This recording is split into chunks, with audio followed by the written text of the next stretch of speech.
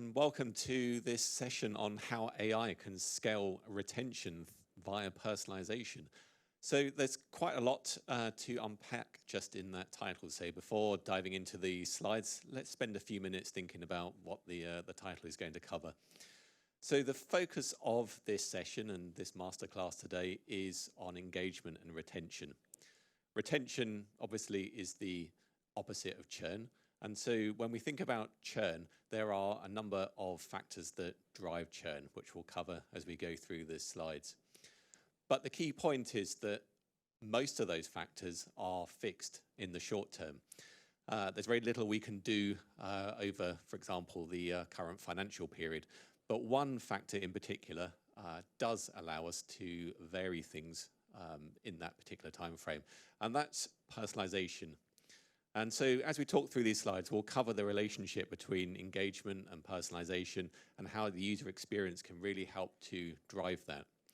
But we'll also see that the key challenge with that is that as we scale up and try to bring more and more elements of personalization in, we hit a challenge in terms of processing those data points. And that is where AI and machine learning techniques can really help us. So if retention is the opposite of churn, why do users churn? So many of the points on this slide probably feel a bit self-explanatory, but it's sometimes worth just setting out a framework to categorize and set the context. So looking around the model here, cost. Clearly, if a service is perceived by users as being too expensive relative to the value of the content that they are viewing, then that's quite quickly going to motivate the user to churn. And the end of offer is quite closely related to that in the sense that many users sign up to some kind of introductory offer. So next up is lack of content. And again, if a user can't find something to watch, they're quite quickly going to disengage from the service and reach for that churn button. And finally, quality of experience. So the perceived quality of the service relative to the amount of money they're paying is another key driver as to the engagement of the user. So if the quality in terms of the video streaming quality or the interface and how the user engages with the service falls below what they perceive as the acceptable threshold, that again is going to drive them to churn. But there's one factor that's different, and that's the user experience. And the reason it's different is that the first four factors are things that we can't really vary over the short term. Factors like the content budget, they're fixed typically for the current financial period at least. Whereas the user experience is something that we can really change and influence on a very quick basis. We can make tests, we can change factors in the user experience and quite quickly get feedback on that. And these are all things that can be done over the short term. So how does the user experience help us drive engagement? Now, to be clear, I'm talking about drivers of engagement here rather than measures of engagement. When we talked about and discussed this session beforehand, there were a number of times the conversation got distracted by measures of engagement. So, for example, I'm talking time spent watching and the completion rates of shows. The ways in which the user interface can drive, the user experience can drive engagement is set by the framework of the 6 points to the side of the slide. So the first of those is UI personalization. And here what we're describing is any way in which the user's usage of the service changes the way we are presenting that service to the user. So primarily that means things like bookmarks, it means things like watch lists, but also personas. I'm sure everyone here is familiar with when you log on to Disney or Netflix, for example, you are presented with a selection of personas to choose from, and that gives the service the ability to personalize around the individual user rather than just a household account. So next up is recommendations, and we tend to get trapped into thinking about recommendations just in terms of you watched X, so you might like Y rails in the user interface. But in practice, it covers a much broader scope. So recommendations can be algorithmic as well as editorial. They can also cover and extend not just within the user interface, but also external to that. So perhaps push notifications to a mobile device or an email campaign surrounding a particular piece of content. So the next two, be where your audiences are and video experience, are very much focused on personalizing the consumption of that service. So ensuring that the service is available on the time and on the device and in the place that the user wants to consume it. And also ensuring that the service is personalized to the way in which the user wants to view the content. So if they want to view it socially via a watch party, the focus is enabling them to do so.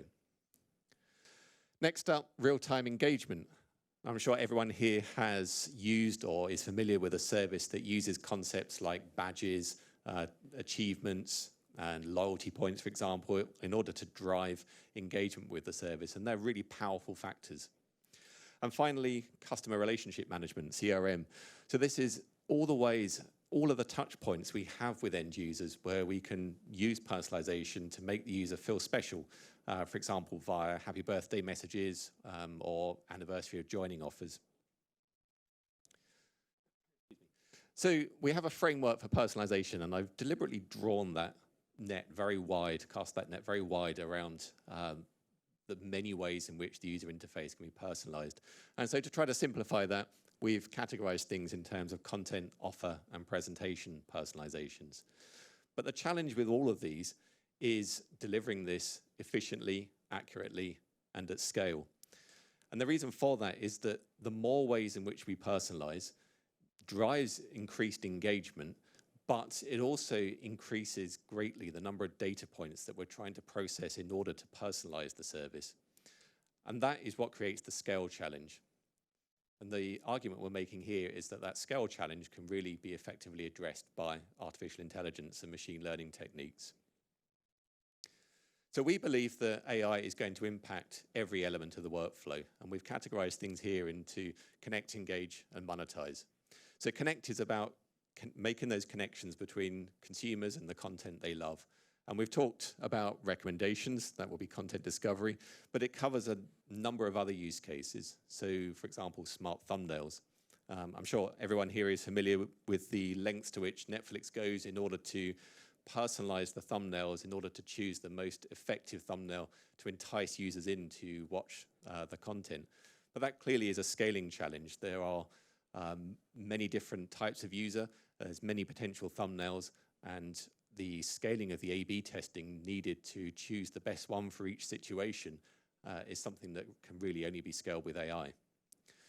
So engage, that's clearly the focus of the session today.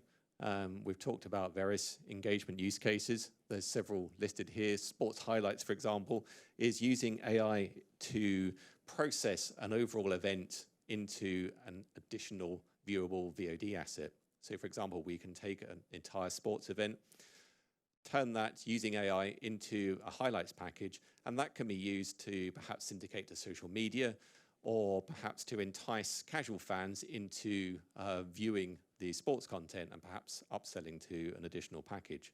And all of those touch points are helping to drive increased engagement. And so then finally, monetization. It might seem a bit odd to draw a line between retention and monetization, but the point is that with many services looking to advertising to supplement or replace subscription revenues, then monetization becomes a really important place in which AI can help drive engagement. The challenge with advertising strategies is ensuring the advertising is done in a way that isn't intrusive for the end user. I'm sure you've all come across services where the ad break has been inserted at a really inopportune moment, sometimes mid-sentence, for example. And the reason for that is that we are trying to insert ads into content that wasn't prepared in advance with advertising in mind, and so it doesn't have the ad break markers already inserted into the content. Trying to process all of that back catalog and insert those ad markers is something that, again, is a scale challenge, and it's something that AI can really help us achieve. So, excuse me just for 1 second to look at our approach to this. We have a product called Video AI, and we structure this in a very workflow-centric model. So we have a selection of detectors that is part of the workflow that processes the content to produce actionable metadata, and that actionable metadata can be consumed by the algorithms in order to answer questions. And those questions can be answered within the workflow, perhaps via the sports highlights example, but can also be passed downstream to other entities in order to enhance what can be done there. So, for example, with contextual advertising or enhanced recommendations. So here's an example of video AI in action in a content-centric perspective. We're processing a number of data points here relevant to this particular piece of content, so we can get a view on the type of content from an emotion perspective. Is it happy? Is it sad content? We can see a much more in-depth description of the metadata associated with that content, the kind of objects featured within the content. And all of this provides a much richer set of metadata that can be passed downstream to, for example, a recommendations algorithm. So to try to summarize then, the point we're making here is that personalization drives engagement and engagement drives retention. Personalization extends far beyond just content recommendations. We've shown a much broader framework for personalization. That framework includes content, offer, and presentation personalizations. However, the key challenge that we've highlighted is how to deliver that efficiently, accurately, and at scale. And the way we suggest to approach that is artificial intelligence and machine learning techniques, which will really help bring the scale and drive these UX and personalization-based retention strategies to the next level. Thank you very much.